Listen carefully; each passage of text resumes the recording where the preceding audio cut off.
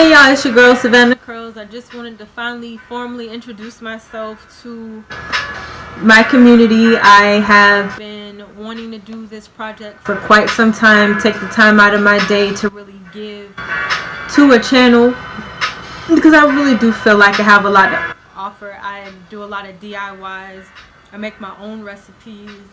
I like to tinker, and I've been natural for a while, and I really feel like if my experience can help someone out, then at the end of the day it's for the better. Transitioning while I was on deployment, but I really feel like my hair care journey didn't really take off until I had a bad experience at a Dominican hair salon.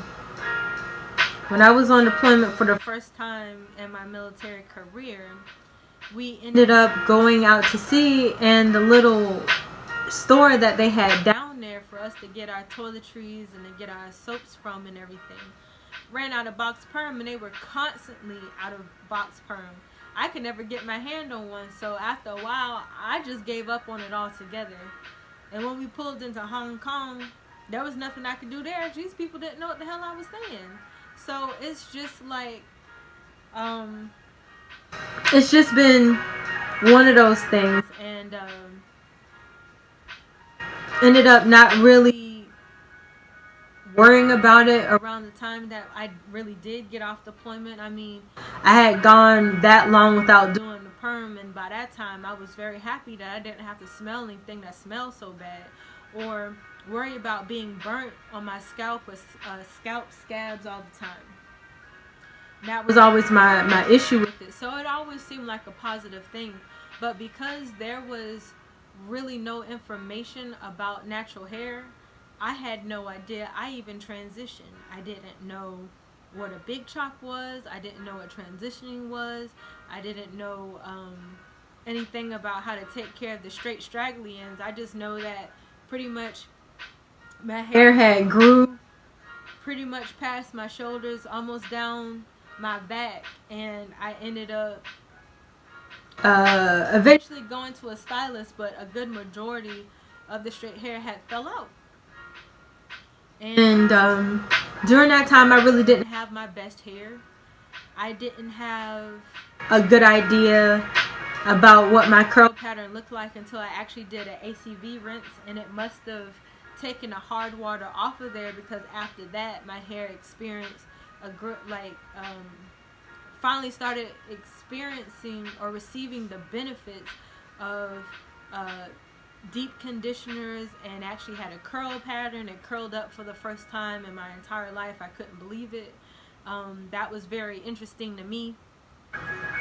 I know if you would have to ask me, even though I had been natural and stuff like that, I didn't have the best hair. I know I had long hair, and I know I had strong hair, but it wasn't my best hair. I think I took for granted how genetically strong my hair was just naturally, because if anything bad were to happen to it, if the ends possibly had been split or whatever the case may be, I didn't too much worry about it, because I grew hair like a weed. Like, hair would just grow all the time. I have a high follicle count.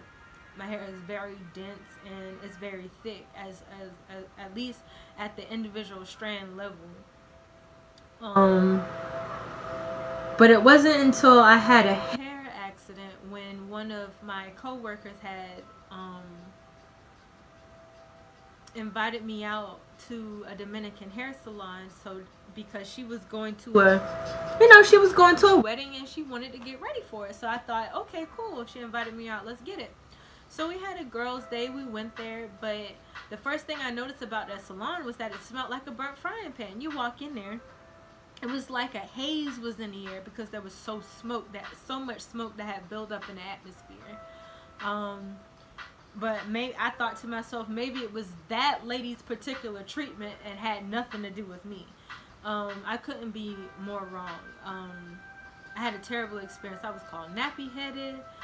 When they was trying to wash my hair, they pretty much had scratched my head down to the root, and I don't even know what kept me in that chair, because after a while I was whole and completely done.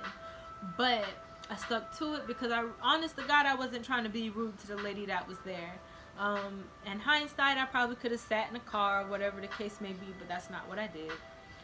And all I know is that for the first time in life, I saw this lady take this little dibble, this container of Blue Magic. She put a little bit on her finger, and she like raked it through my hair with her hands. She brushed it through, she combed it through, and then she took that flat iron, and all I saw was smoke rise up. Now at the time, again, I don't know anything about nothing, didn't know anything about heat damage, didn't know anything about hair protectant even, because I didn't bother flattening my hair. I'm not that kind of person. I don't need heat in my hair all the time. But I wanted to take a chance that one day, and I regretted it. After that salon appointment, my hair looked great. But over the course of a couple of days, I noticed that my hair was falling out everywhere. It was on my shoulders, it was on my pillow. And when I washed my hair for the first time, my hair didn't curl back up. And I thought that was the craziest thing.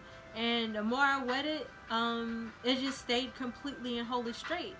I had to do a lot of research on it to figure out what was even going on. And I found out that I had heat damage, irreversible heat damage. And there was really nothing I could do about it except have a big chop. So at this point, my hair had never been chopped that low in its entire life. It wasn't necessarily a tapered cut, but it was pretty low. I had to come to terms with it. I had to come to terms with the fact that there was no hair, but like there was nothing I could save, and that I would truly have to consciously go through a transition. It was during that time where I truly leaned on DIYs, YouTube videos, and Shea Moisture the heaviest. Shea Moisture back in the day was definitely the GOAT. At least it was the GOAT to me, because I was hell-bent on sticking to natural hair care products. And it just was something that I could trust. It was during this time period where I became very concerned about salons and other people's business practices, and overall felt like there was really no one I can trust. So I haven't gone to a salon in about, I would have to say, 5 years. I'm reconsidering it to an extent, but it may be a very long time before I actually consider it. The only person that I would ever let do my hair in a salon setting would be Mono's Hair, and she already said she don't even have her salon no more, so I guess that just ain't happening. I guess there'll have to be someone else that comes through and show me that they know what the hell they doing, so my stuff don't ever fall out again. But that's no here or there. Shout out to Mono's Hair, you feel me? But yeah, my journey has definitely come with a bunch of setbacks, triumphs and tribulations. I have a high density count, and I have a great deal of hair, but that doesn't mean that I don't battle with trying to figure out how to shed less, or how to stop breakage, or how to minimize breakage. That's not it at all. But there is a great deal I've learned in 12 years that I would definitely like to share with folks. DIY videos that I would definitely like to show. The power of plants, introducing true essential oils and extracts to a person's hair routine, so that they can figure out what works best for them. And just a plethora of things that I really think could work out. Most certainly, I got a lot to teach everyone. If you identify with what I have to say, then kudos to you. I am definitely happy and here for you, and will make more for you. And if there's anyone who can relate to my story, I mean, I'm pretty sure that I have more to share, and you know, we can really do something for each other. One of the biggest goals that I have for this year is to get rid of my my hair care, skincare graveyard. I have so much stuff. I have so many so many products, like from top to bottom, bag to bag. It's almost like I'm drowning in it. but that's okay because my challenge for myself this year is to use up all that stuff to completion. And the reason why I want to do that is because, one, economically speaking, it would be the better route. But at the same time, I'm very curious about the performance of some of these products, considering that when I was using them, I didn't use it knowing what I know now. I didn't use them knowing that in some cases it's better to have your hair completely wet in the application of this product as opposed to this product. Like, what if the conditioner that I had used at the time would have been better if I did have a fresh apple cider vinegar rinse, or if I did apple cider vinegar rinse or hard water treat my hair prior to application. Or what if my styler would have worked better had I known to set my hair in its mold? Or would it have worked better if I had simply used it for a wash and go instead? You know what I mean? So I don't feel like counting those products out, throwing them away just to throw them away would be the best idea. I feel like my technique was off back in the day. My schedule for my hair was off back in the day. I couldn't control my the quality of water that I was using. It was a lot of stuff.